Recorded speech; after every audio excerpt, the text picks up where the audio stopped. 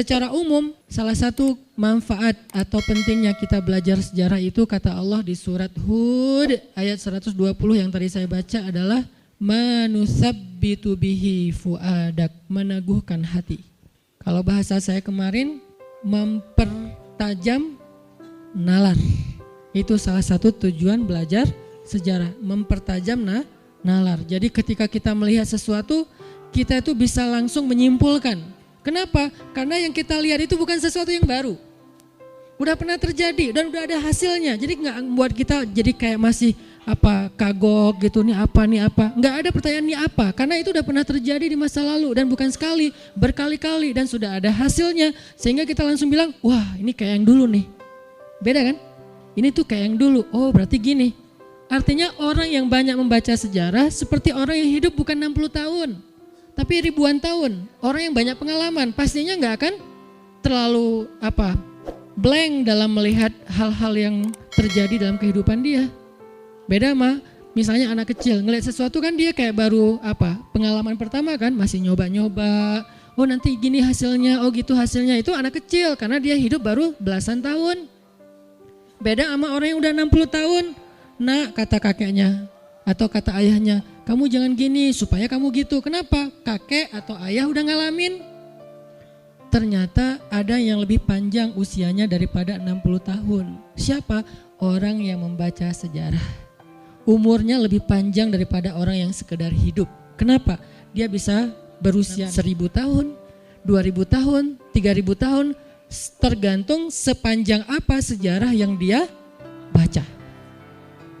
Dan sejarah itu selalu terulang, nggak ada yang baru sebetulnya di bawah matahari. Semuanya pernah terjadi dan kemudian terjadi lagi. Hasilnya pun nggak akan bergeser karena itu sunnatullah. Selalu kayak gitu. Siapa yang taat kepada Allah, siapa yang mengikuti jalannya petunjuk Allah, maka dia akan kesini hasilnya. Siapa yang mengingkarinya, maka kesini hasilnya. Itu udah jadi sunnatullah dalam sejarah kehidupan di dunia. Bukan hanya sejarah kehidupan kita, termasuk jin sebelum kita. Sehingga siapa yang membaca sejarah, hobi membaca kisah, membaca sirah, berarti umurnya bukan 60 tahun. Umur saya sekarang misalnya 30-an sekian tahun. Kalau saya baca sirah Nabi, berarti umur saya 1430-an tahun lebih. Atau 1400 tambah sekarang misalnya jadi sekitar 70-an tahun. Itu usianya. Kenapa? Saya baca sirah Nabi, saya baca sirah sahabat, saya baca sirah Bani Umayyah, saya baca sirah Bani Abbasiyah, saya baca sejarah Bani Utsmani, saya baca sejarah Bani Fatimiyah, saya baca tentang perjalanan kaum muslimin di Eropa misalnya, dan segala macam. Makin banyak baca sejarah Islam yang tua banget, yang udah 1400 tahun itu, berarti semakin panjang usia kita. Seperti orang yang sudah hidup ribuan tahun, artinya dia punya pengalaman yang banyak. Pengalaman itu membentuk pola pikir. Pola pikir itu menjadi guidance dia dalam mengambil sikap terhadap kejadian-kejadian dalam kehidupan dia. Itu pentingnya sejarah. Sehingga kalau ada orang yang masih bingung, kenapa ya? Pertanyaan itu berarti pertanyaan yang jarang baca sejarah. Kenapa ya umat Islam kayak gini? Kenapa ya kita kayak gini? Kenapa ya kita susah bangkit? Kenapa ya kita, dan segala macam. Pertanyaan kenapa? Karena dia kurang analisa. Memang kita tetap butuh menganalisa realitas yang membaru. Tetapi semua itu tidak akan lepas dari pola kejadian sejarah. Hanya dia secara detailnya ada hal-hal yang memang baru. Tapi secara garis besarnya itu tuh pernah terjadi.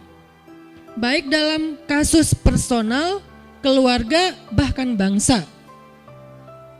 Dalam kasus personal, kasus pribadi kita, atau dalam kasus keluarga kita, atau dalam kasus bangsa kita, adegan kolosal bangsa kita, itu tuh pernah terjadi. Sehingga ketika terjadi lagi, orang yang hidup dalam sejarah, dia gak akan heran.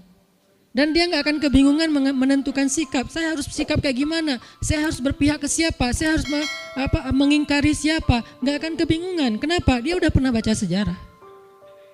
Tapi orang yang kehilangan akar sejarah, kata banyak pembicara ya, maka dia kehilangan referensi bersikap. Bahayanya orang yang kehilangan akses sejarah, maka dia kehilangan referensi bersikap.